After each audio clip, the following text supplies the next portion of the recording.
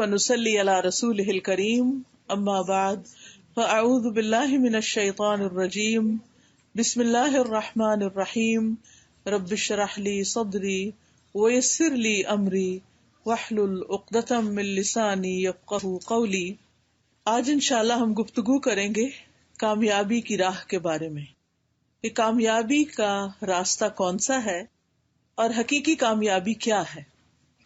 ہر انسان جو دنیا میں آیا ہے وہ کامیاب ہونا چاہتا ہے، دنیاوی اعتبار سے بھی آخرت کے اعتبار سے بھی۔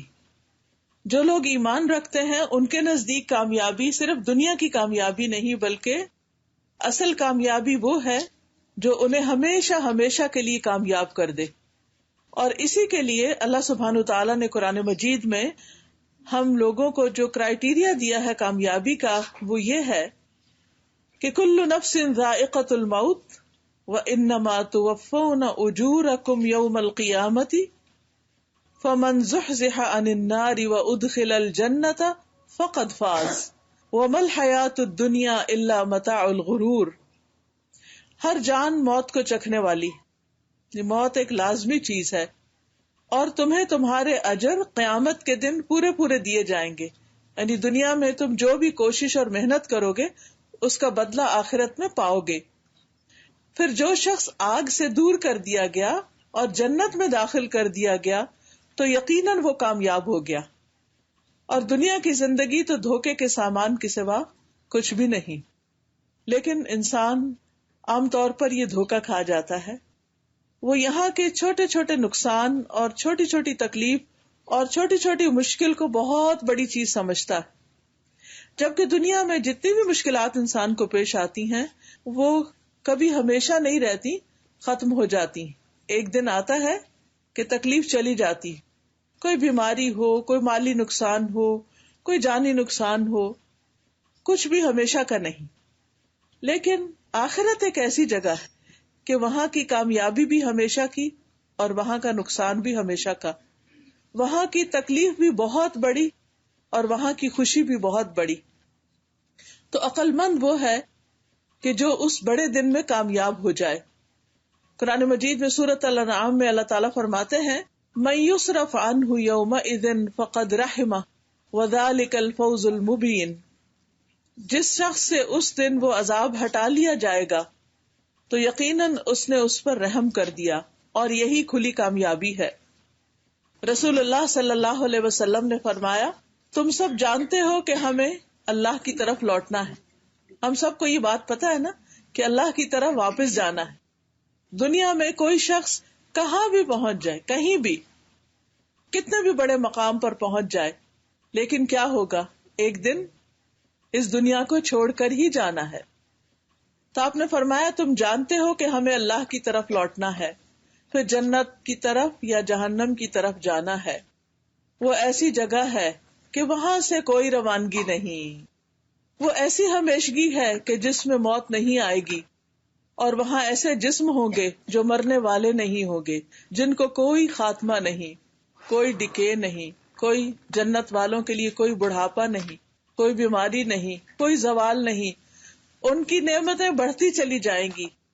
اسی طرح جہنم والوں کی سزا بھی بڑھتی چلی جائے گی۔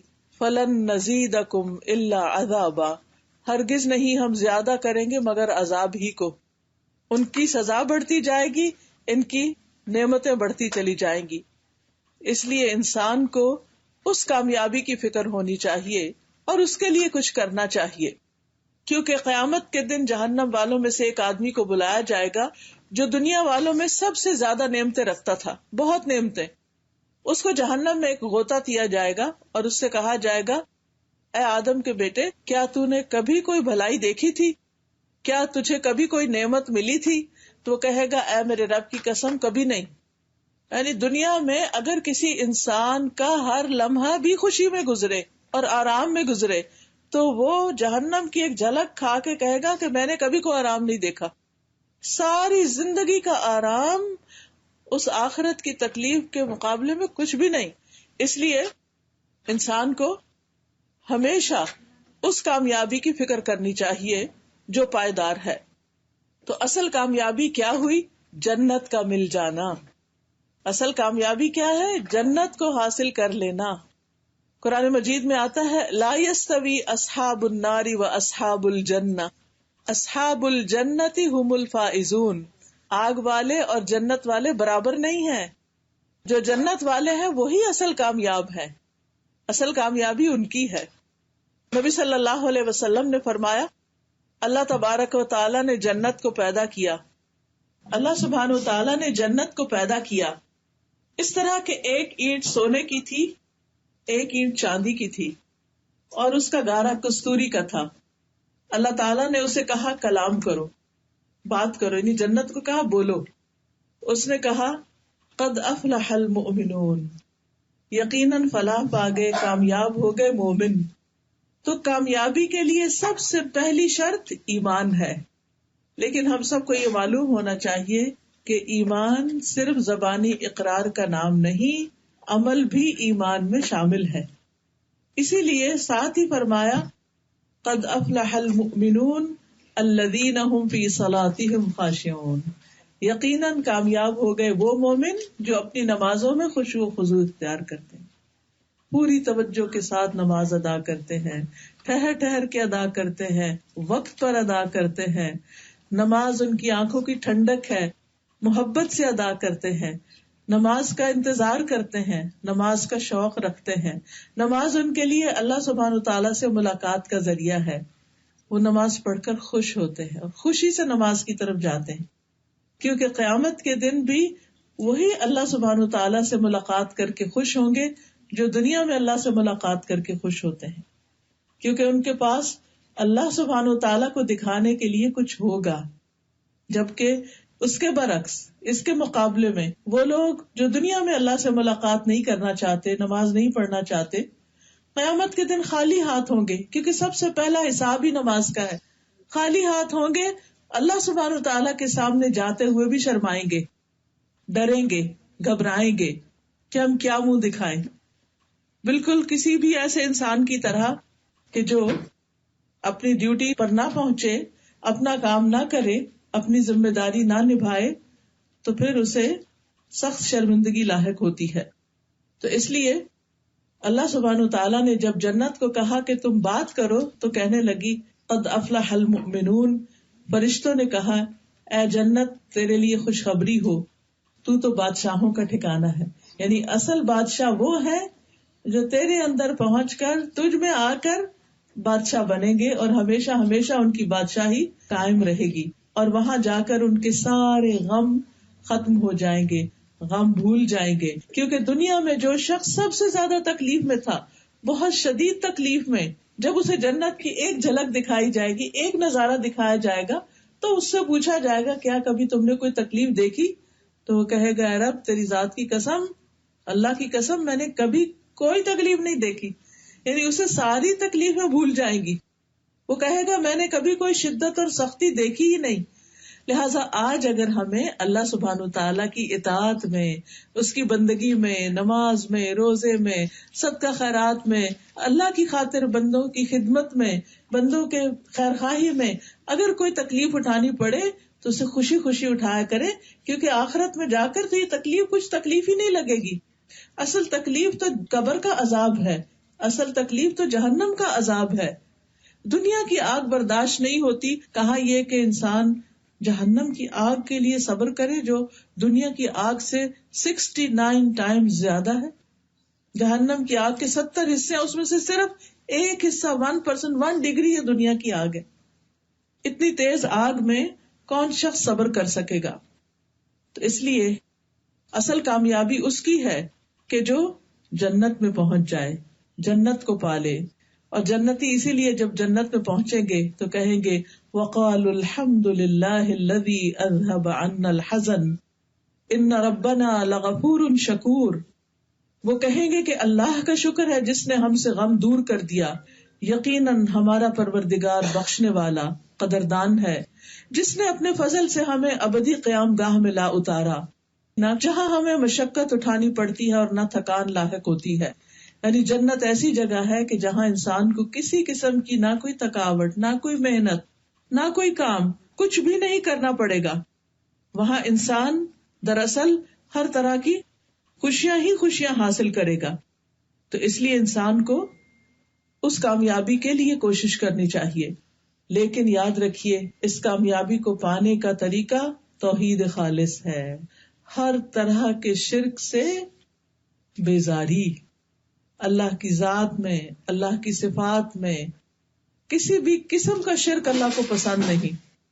عبداللہ بن مسعود سے روایت ہے، وہ کہتے ہیں کہ رسول اللہ صلی اللہ علیہ وسلم نے فرمایا، جو شخص اس حال میں فوت ہوا کہ وہ اللہ کے ساتھ شریک کرتا ہو وہ دوزخ میں داخل ہوگا. اور وہ کہتے ہیں کہ جو شخص اس حال میں فوت ہوا کہ اللہ کے ساتھ کسی کو شریک نہ ٹھہرائے وہ جنت میں داخل ہوگا. تو کامیابی کا پہلا راستہ لا الہ الا اللہ ہے کہ اللہ کے سوا کوئی معبود نہیں، کوئی عبادت کے لائق نہیں. ہماری نماز، ہمارا روزہ، ہماری زندگی کی ہر چیز اللہ کی خاطر ہو. یاد رکھیے شرک دو طرح کا ہوتا ہے، ایک شرک اکبر اور ایک شرک اصغر.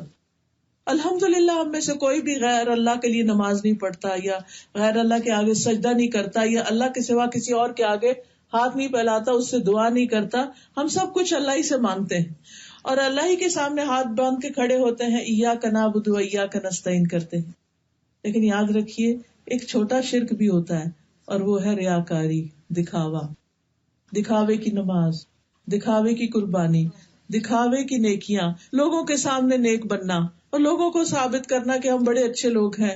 نہیں، نیکی کا ہر کام صرف اللہ کے لیے ہونا چاہیے. اسی طرح ہانی بن یزید کہتے ہیں، میں نے کہا اللہ کے رسول صلی اللہ علیہ وسلم کون سی چیز جنت کو واجب کرتی ہے؟ آپ نے فرمایا تم عمدہ کلام کرو اور کھانا کھلانے کو لازم پکڑ لو، یعنی اپنی عادت بنا لو. یعنی جب کسی سے بات کرو، جیسے قرآن مجید میں آتا ہے قولوا للناس حسنا، لوگوں سے اچھے سے بات کرو. کیا نقصان ہوتا ہے ہمارا اگر ہم کسی سے پیار سے، محبت سے، آرام سے بات کریں، طنز نہ کریں، ڈانٹ ڈپٹ نہ کریں، کسی کی بےزتی نہ کریں، کسی کے ساتھ بدتمیزی سے پیش نہ آئے. یعنی اگر کسی کو انکار بھی کرنا تو آرام سے کر دیں، پیار سے کر دیں، چاہے اپنا بچہ ہو چاہے کوئی اجنبی ہو. اور دوسرا کھانا کھلانے کو لازم پکڑ لو. یعنی اپنی زندگی میں جو بھی آپ صدقہ خیرات کرتے ہیں اس میں سے کوئی ایک ایسی چیز باندھ لے اپنے ساتھ جو کھانا کھلانے سے متعلق ہو اور آپ اس کو ریگولر بیسس پہ کریں. صدقہ ایک تو بلاؤں کو ٹالتا ہے اور دوسرا یہ کہ کھانا کھلانا جنت میں لے جانے والے کاموں میں سے ہے. یعنی صحابی نے پوچھا کوئی ایسا کام بتا دے جو جنت واجب کرنے والا. اور اس میں آپ دیکھیے کہ ہم خواتین ماشاءاللہ اپنے گھر والوں کے لیے تو پکاتے ہی ہیں، اس میں بھی خوشی سے پکائیں، اچھے سے پکائیں اور احسان نہ جتائیں، کھلا کے ان کو ساتھ باتیں نہ سنائیں. اسی طرح اگر کسی اور کو بھی کھلایا ہے، بعض اوقات ایسا بھی ہوتا ہے نا کہ کوئی مہمان آ جاتے ہیں یا پھر کوئی دعوت ہوتی ہے تو اس کو مینشن نہ کریں. میں نے اس کو 6 دفعہ بلایا، اس نے تو مجھے 1 دفعہ نہیں پوچھا. آج ہی کسی شخص نے اپنے مسائل بتایا، اس نے لٹرلی یہ بات کی، ہم نے 6 دفعہ فلاں کو کھانے پہ بلایا، اس نے 1 دفعہ بھی کبھی ہمیں نہیں بلایا. کر کے ضائع کیا نا. کیونکہ لا تبطلوا صدقاتکم بالمن والاذی، کس کے لیے کھلایا تھا؟ اس لیے کہ وہ واپس ہمیں کھلائے. جو اللہ کے لیے کھلاتا ہے نا وہ کہتا ہے انما نطعمکم لوجہ اللہ لا نرید منکم جزاء ولا شکورا. ہم تو تمہیں صرف اللہ کے چہرے کی خاطر کھلاتے ہیں کہ ہم اللہ کا دیدار کریں، ہمیں اس کے بدلے میں واپس کھانا نہیں کھانا تم سے. لا نرید منکم جزاء، ہم نہ کوئی بدلہ چاہتے ہیں، ولا شکورا، شکریہ کی بھی نہیں خواہش ہمیں. ایسے کھلائے بندہ، پھر ملتا ہے اللہ سے اجر، پھر اس کا بدلہ ہوتی ہے جنت. اسی طرح جنت تک پہنچنے کے لیے ایک اور کام بھی ہے اور وہ ہے علم کے راستے پر چلنا. نبی صلی اللہ علیہ وسلم نے فرمایا جو شخص علم حاصل کرنے کے راستے پہ چلتا ہے، جیسے آپ یہاں پہنچے ہیں، اسی طرح اور کسی دینی مجلس میں جاتے ہیں، سیکھتے ہیں، کیونکہ اس سے یاد دہانی ہوتی، ہمیں باتیں پتہ ہوتی ہیں. یہ ساری باتیں ایسی نہیں کہ جو آپ کو پہلی دفعہ پتہ چل رہی ہیں، آپ کو پتہ ہے، لیکن کیا ہوتا ہے ہم دنیا کے کاموں میں لگے پھر بھول جاتے ہیں.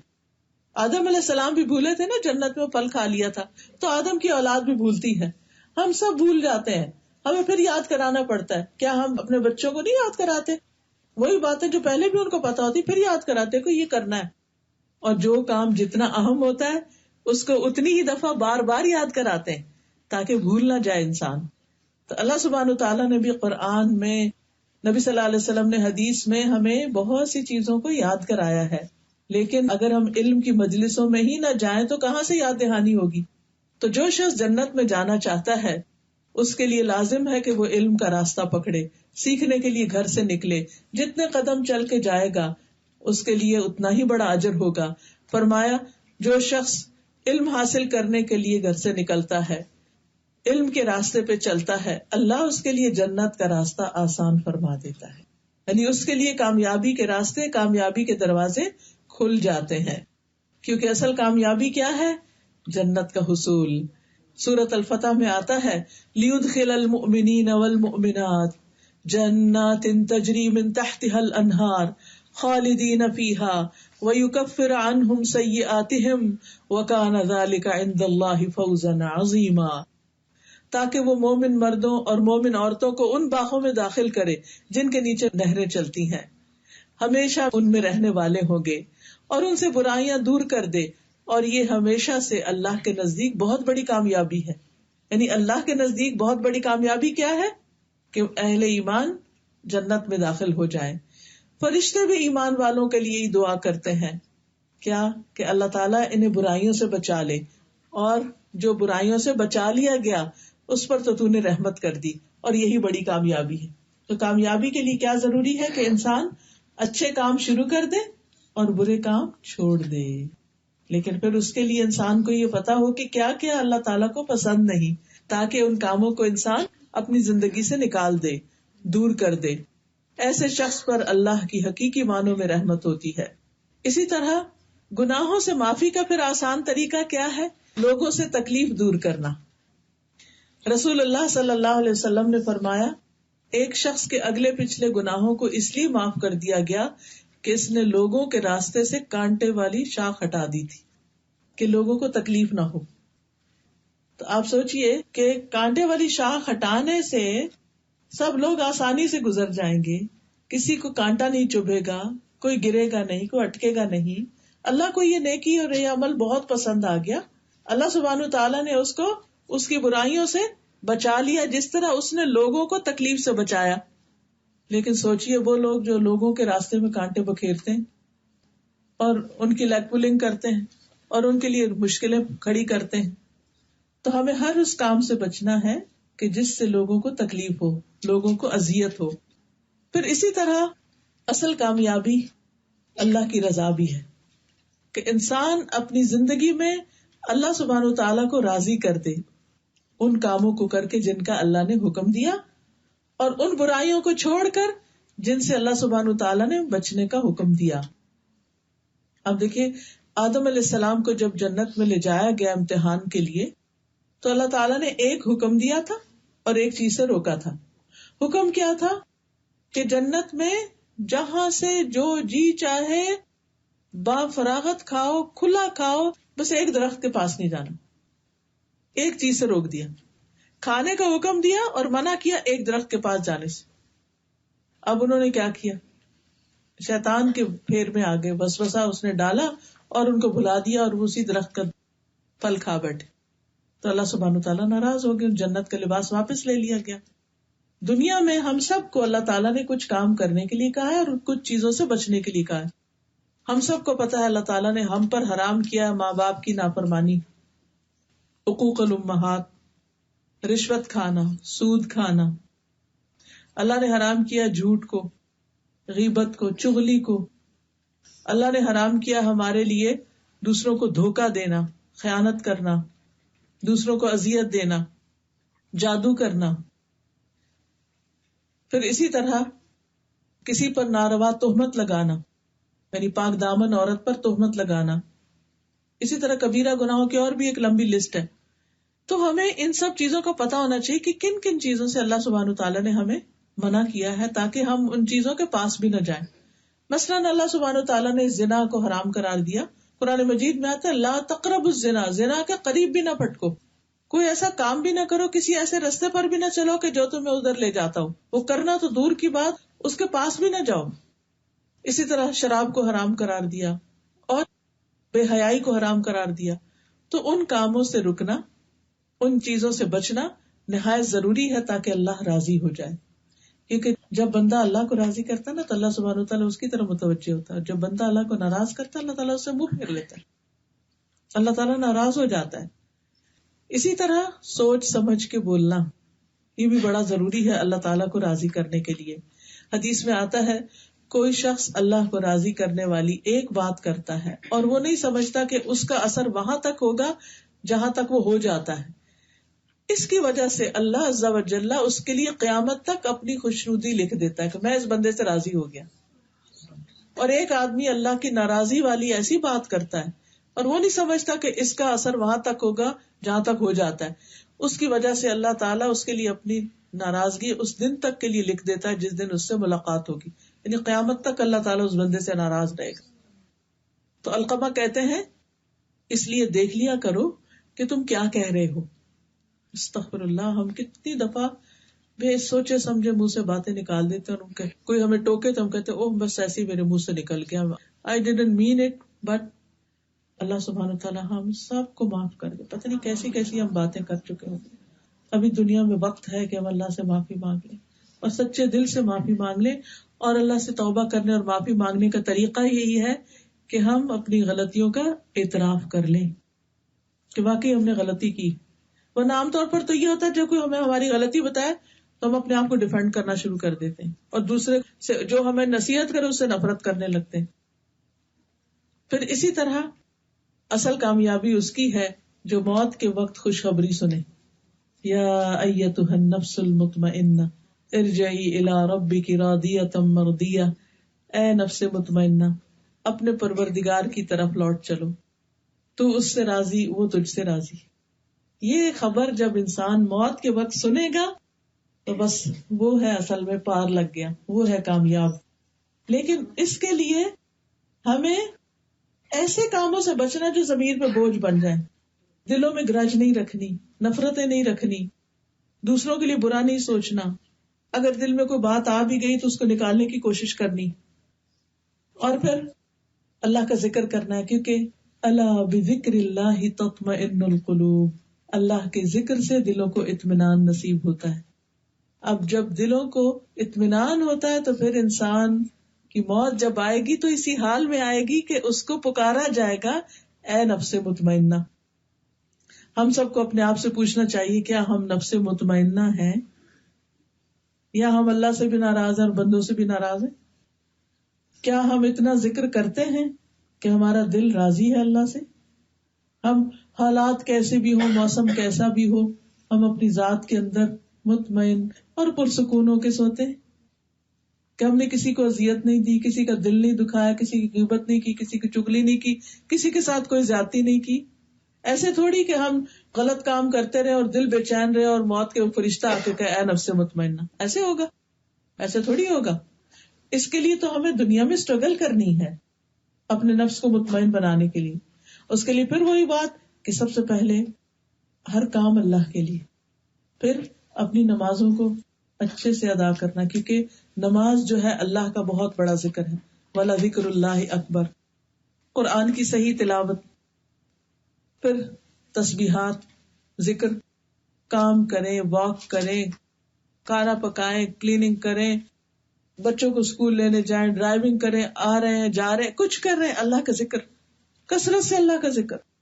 قرآن مجید میں آتا ہے وَالذَّاكِرِينَ اللَّهَ كَثِيرًا وَالذَّاكِرَاتِ أَعَدَّ اللَّهُ لَهُمْ مَغْفِرَةً وَأَجْرًا عَظِيمًا. کثرت سے اللہ کا ذکر کرنے والے مرد اور عورتیں, اللہ نے ان کے لیے بخشش اور بہت بڑا اجر تیار کر رکھا ہے. اس لیے اپنے نفس کو نفس مطمئنہ بنانا ہے. یہ اپنے لیے ٹارگٹ سیٹ کر لیں کہ میں نے چین سے بیٹھنا ہی نہیں جب تک میرے اندر چین نہ آ جائے. اور یہ چین لوگوں سے انتقام لے کے اور بری بری باتیں سوچ کے نہیں آتا. یہ چین اس وقت آتا ہے کہ جب انسان اللہ کے لیے دوسروں کو معاف کر دیتا ہے, کسی سے محبت کرتا ہے تو اللہ کے لیے, کسی کو کچھ دیتا ہے تو اللہ کے لیے, کسی سے کچھ روکتا ہے تو اللہ کے لیے, اور ہر کام اچھے طریقے سے, کوئی دیکھ رہا ہو یا نہ دیکھ رہا ہو, احسان کے درجے میں. کوئی ہم سے اچھا کرے اس سے بھی اچھا, کوئی نہ کرے اس سے بھی اچھا, کیونکہ ہم نے اس کا بدلہ اللہ سے لینا ہے. حدیث میں آتا ہے بندہ مومن جب دنیا سے رخصتی اور سفر آخرت پہ جانے کے قریب ہوتا ہے، نہیں وہ موت کا وقت آ جاتا ہے، تو اس کی طرف آسمان سے روشن چہروں والے فرشتے آتے ہیں، گویا ان کے چہرے سورج کی طرح، ان کے پاس جنت کا کفن اور جنت کی خوشبو ہوتی ہے، وہ تا حد نگاہ بیٹھ جاتے ہیں، پھر ملک الموت آتے ہیں، آ کے سرہانے بیٹھ جاتے ہیں اور کہتے ہیں اے پاکیزہ نفس، دیکھیے کس طرح بلاتے ہیں، اے پاکیزہ نفس، اللہ کی مغفرت اور خوشنودی کی طرف چلو، چنانچہ اس کی روح اس طرح بہہ کے نکل جاتی جیسے مشکیزے کے منہ سے پانی کا قطرہ نکل جاتا ہے، ملک الموت اسے پکڑ لیتے ہیں اور دوسرے فرشتے پلک جھپکنے سے پہلے اس کی روح کو ملک الموت کے ہاتھ سے لے کر جو کفن جنت سے لائے ہوتے ہیں خوشبو والا، اس میں لپیٹ کر اس کو لے جاتے ہیں، اور اس کے جسم سے ایسی خوشبو آتی ہے جیسے مسک کا ایک خوشگوار جھونکا جو زمین پہ محسوس ہو سکے، پھر فرشتے اس کی روح لے کر اوپر چڑھ جاتے ہیں۔ آپ نے دیکھا ہوگا کہ بعض لوگ جب فوت ہوتے ہیں نا تو ایسی خوشبو سی پھیل جاتی ہے، لیکن یہ کس کو نصیب ہوتی ہے؟ پاکیزہ نفس۔ اللہ کی عبادت جب انسان کرتا ہے تو گناہوں کا بوجھ ہٹتا ہے، پاکیزگی حاصل ہوتی ہے، جب اللہ کا ذکر کرتا ہے، وضو کرتا ہے، طہارت کا اہتمام کرتا ہے، پاکیزگی کا خیال کرتا ہے، تو یہ سب کچھ نصیب ہوتا ہے۔ پھر اسی طرح کامیابی کیا ہے؟ اللہ کی رحمت کا ملنا، کیونکہ اللہ سبحانہ وتعالی کی رحمت جب تک نہ ڈھانپے کوئی شخص جنت میں جا ہی نہیں سکتا، بلکہ جنت کو بھی اللہ سبحانہ وتعالی نے اپنی رحمت فرمایا ہے۔ لیکن یہ رحمت کیسے ملتی ہے؟ حدیث میں آتا ہے جب کوئی شخص اپنے کسی مسلمان بھائی کی عیادت کرتا ہے تو وہ جنت کے باغات میں چلتا ہے یہاں تک کہ بیٹھ جائے، اور اس کے بیٹھنے پر اللہ کی رحمت اسے ڈھانپ لیتی ہے۔ پھر اللہ کے ذکر کی مجلس اس کو رحمت ڈھانپتی ہے۔ صحیح مسلم کی روایت ہے، رسول اللہ صلی اللہ علیہ وسلم نے فرمایا جو لوگ اللہ عز و جل کے ذکر کے لیے بیٹھے ہوتے ہیں فرشتے انہیں گھیر لیتے ہیں اور رحمت انہیں ڈھانپ لیتی ہے، سکینت ان پہ نازل ہوتی ہے، اور اللہ ان کا ذکر اپنے پاس موجود فرشتوں میں کرتے ہیں۔ تو یہ محفلیں جس طرح کی محفل میں آپ بیٹھے ہوئے ہیں، جس میں اللہ اور اس کے رسول کی باتیں ہو رہی، اللہ کی محبت کی بات ہوتی، جن میں بیٹھ کے انسان کا ایمان تازہ ہوتا ہے، ایسی مجلسوں میں حاضر ہوں تو اللہ کی رحمتیں نازل ہوتی ہیں، پھر انسان دعائیں مانگتا ہے تو اللہ تعالیٰ قبول فرماتے ہیں۔ پھر اسی طرح کامیابی قیامت کے دن نور کا ملنا ہے، اندھیروں سے نکلنا ہے۔ سورۃ الحدید میں آتا ہے آپ اس دن دیکھیں گے مومن مردوں اور مومن عورتوں کا نور ان کے سامنے اور دائیں جانب دوڑ رہا ہوگا، روشنیوں میں ہوں گے، کہا جائے گا آج تمہیں ایسے باغوں کی خوشخبری ہے جن کے نیچے نہریں بہتی ہیں، تم اس میں ہمیشہ رہو گے، یہی بڑی کامیابی ہے۔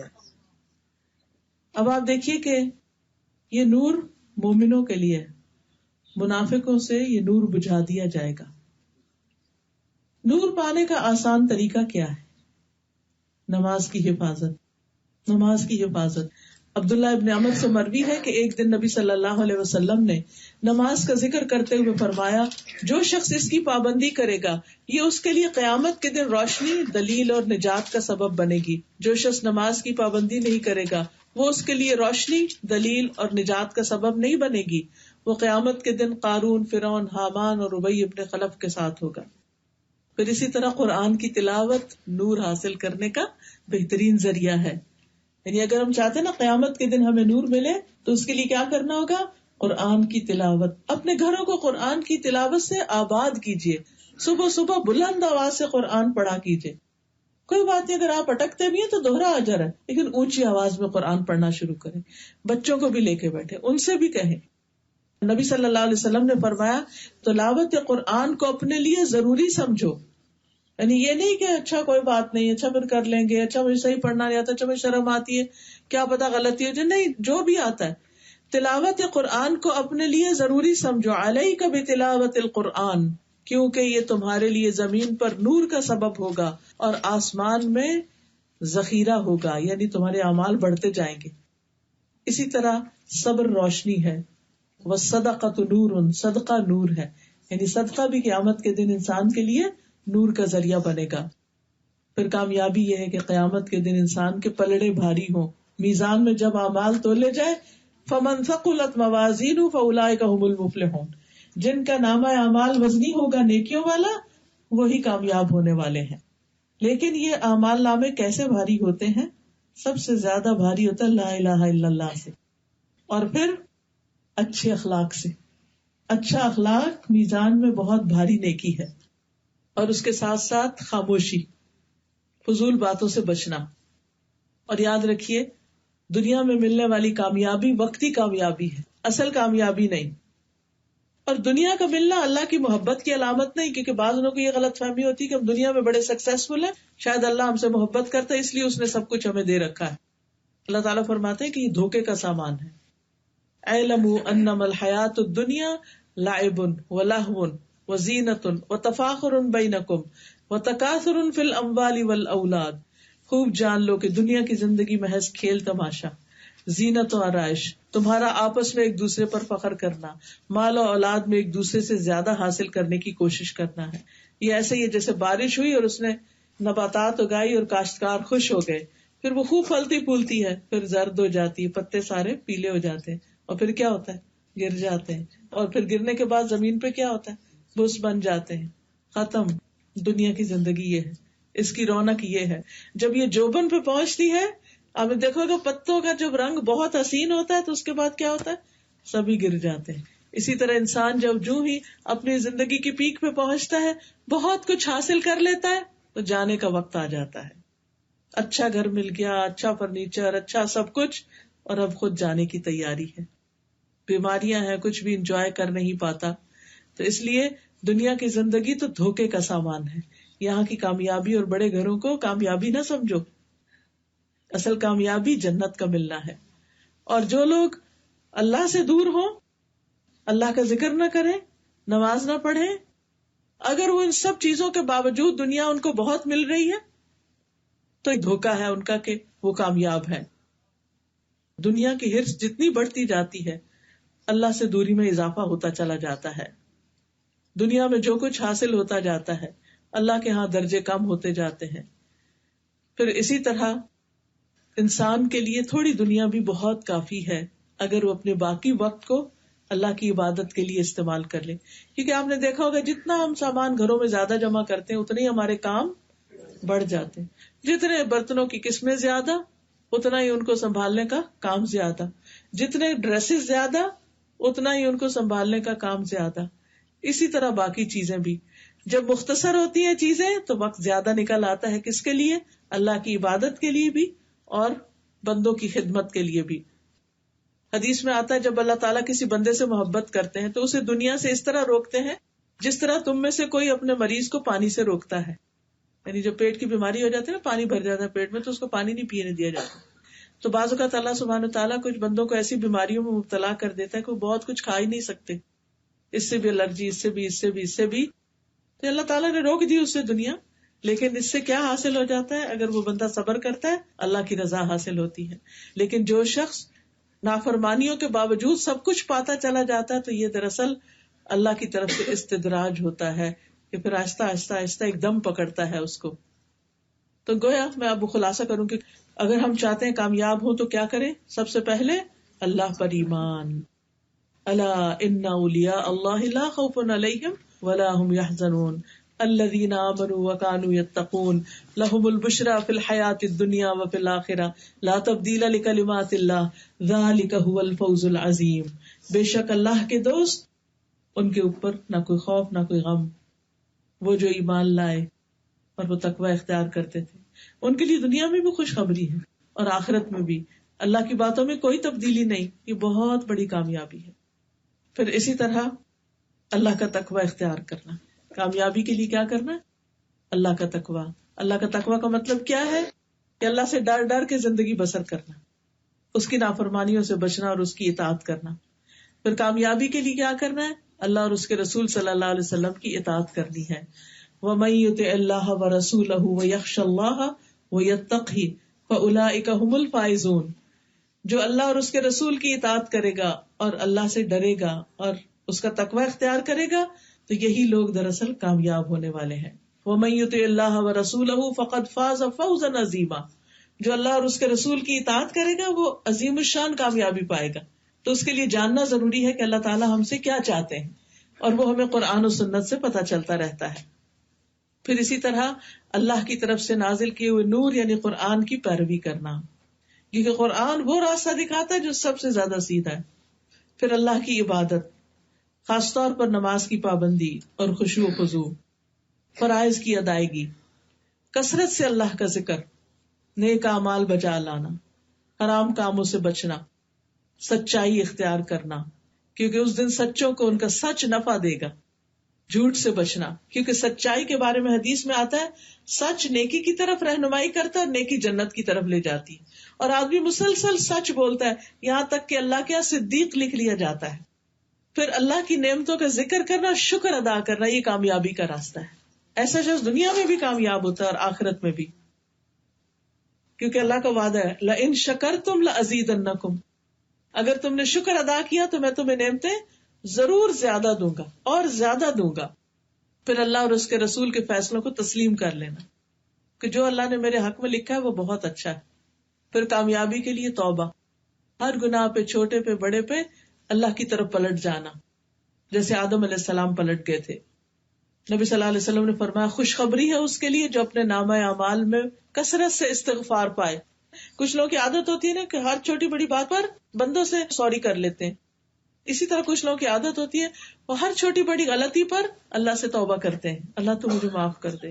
نبی صلی اللہ علیہ وسلم دن میں 70 سے 100 بار استغفار کرتے، تو ہمیں تو اس سے زیادہ ہی کرنے کی ضرورت ہے. پھر اپنے نفس کا تزکیہ کرنا، قد افلح من زکاہا، کامیاب ہو گیا وہ جس نے اپنے نفس کو پاک کر لیا. پھر اللہ کے راستے میں جد و جہد کرنا، دین کی خدمت کرنا، دین پھیلانے کے لیے کوشش اور محنت کرنا، کیونکہ جو شخص خود اللہ پر ایمان اور عمل صالح کا لطف اٹھا لیتا ہے پھر اس کو شوق لگ جاتا ہے کہ باقی سب بھی یہ اچھے اچھے کام کریں. پھر جان اور مال اللہ کے راستے میں لگانا، اپنا وقت بھی لگانا اور اس کے ساتھ ساتھ مال بھی خرچ کرنا اللہ کے راستے میں.